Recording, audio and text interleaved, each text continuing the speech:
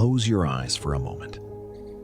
Imagine you were born with wings powerful enough to split storm clouds, eyes sharp enough to see a mouse from a mile in the sky, a heart built to rule the mountain winds. Now imagine you never once tried to fly. This is the story of an eagle. And it might just be your story too. High in the rocky cliffs of a great mountain, a storm raged one night. Lightning split the sky, thunder shook the peaks, and in that chaos, a single eagle's egg rolled from its nest and tumbled down the mountainside. By morning, the egg had come to rest in a most unusual place, a chicken coop at the edge of a quiet farm. A mother hen, round and gentle, found the egg nestled among her own. She did not question it. She did not hesitate. She sat upon it with the same warmth she gave to all her eggs. And when the shell finally cracked open, a wide-eyed eaglet stumbled out into the world, surrounded by chicks. The eaglet grew up doing exactly what everyone around him did. He scratched at the dirt for seeds and insects. He clucked and squawked in the language of chickens. He ran from shadows overhead, convinced that anything flying was a danger. He had no reason to believe otherwise. The chickens were his family. The coop was his world. Days turned to weeks. Weeks turned to months. And slowly, the eaglet became something strange. An eagle who had forgotten he was an eagle. He was bigger than the others, of course. His beak was sharper, his talons stronger. But he had learned to keep his head down, to stay small, to never reach too high. After all, that's what chickens do. But something stirred inside him that he could never quite explain. When the wind rushed across the open fields, he felt it differently than the others did. It called to him. It pulled at something deep in his chest. Sometimes he would stretch his wings wide, wider than any chicken could, and feel a strange electricity run through his feathers. But then a chicken nearby would cluck with laughter, and he would fold his wings back down, embarrassed. "You are a chicken," they would say. "Chickens don't fly. Chickens don't soar. Stay on the ground where you belong." And so he listened. Year after year, he believed the voices around him more than the voice within him. Then, one afternoon, everything changed. He was scratching in the dirt as usual when a massive shadow swept across the ground. He looked up and froze. High above, riding the thermals with effortless grace, was the most magnificent creature he had ever seen. Enormous wings spread wide against the blue sky, a fierce, proud gaze scanning the earth below. Moving not with frantic flapping, but with power, with intention, with absolute freedom. "What is that?" the eagle whispered. An old chicken nearby barely glanced up. "That's an eagle," she said flatly. "King of the birds. But don't get any ideas. We are chickens. We belong down here." He watched the eagle until it disappeared beyond the mountain peaks. And something inside him ached. That night, alone in the dark, he made a decision. The next morning, before the others woke, he climbed to the highest fence post on the farm. He spread his great wings. His heart was pounding. The wind lifted his feathers and called him forward. He leaned into it and jumped.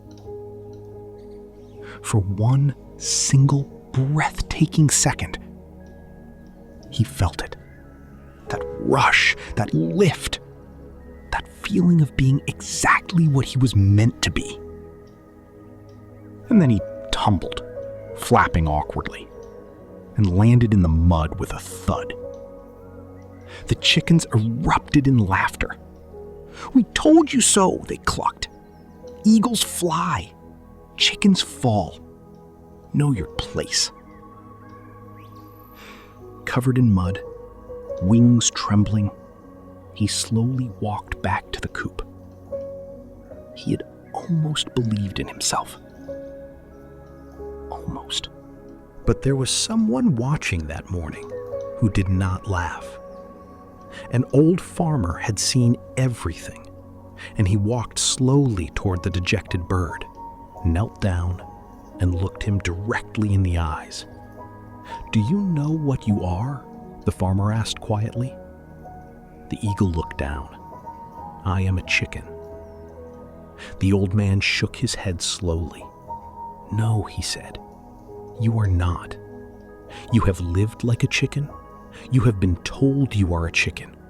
But you, my friend, were born an eagle." The eagle met his gaze for the first time. Something trembled in his chest.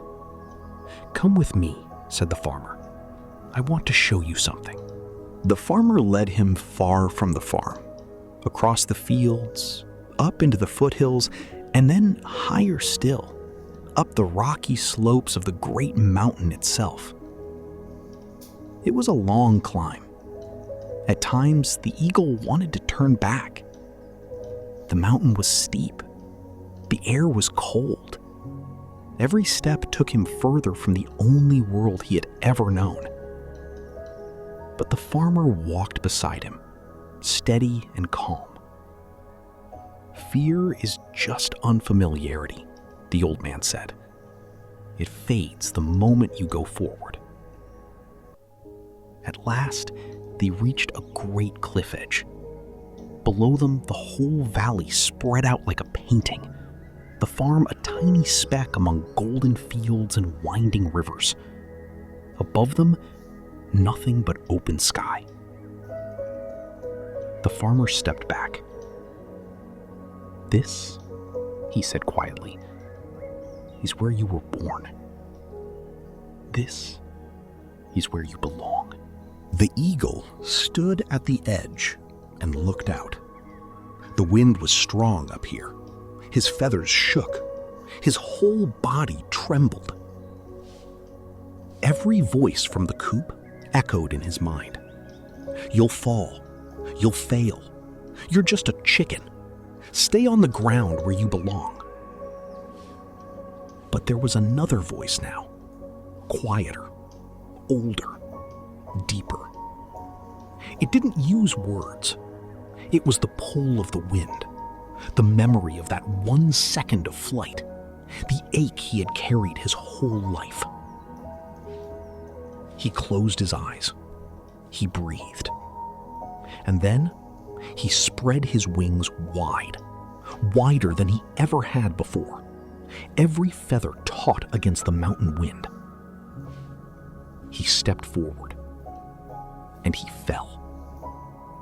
And then the air caught him.